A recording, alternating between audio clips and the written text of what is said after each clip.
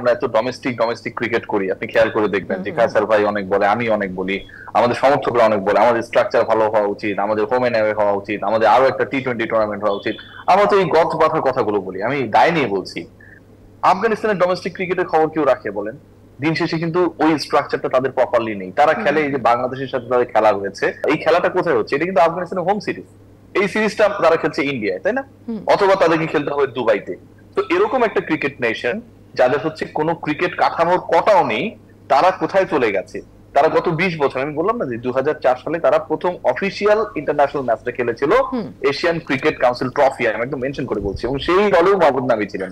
তো এরকম একটা নেশন 20 বছরের মধ্যে কোথায় চলে গেছে, এবং আমরা হচ্ছে কোথায় আছি? আমাদের চিন্তার জায়গাটা আপনি একবার ভেবে দেখেন, যে আমাদের টার্গেট হচ্ছে 3 উইকেট চলে গেলে আমরা সেমিফাইনালে ট্রাই করব না। ভাবতে পারেন আমরা কতটুকু গা বাঁচানোর চেষ্টা করি, আমরা কতটুকু নির্লজ্জ যে আফগানিস্তানের বিপক্ষে আমরা কোনো মতে একটা জয়কে প্রায়োরিটি দিই। এই জয়টা নিয়ে বাংলাদেশে ব্যাক করলে আমরা বলতে পারবো আমাদের কিছু বোনাস দেন পাপন ভাই।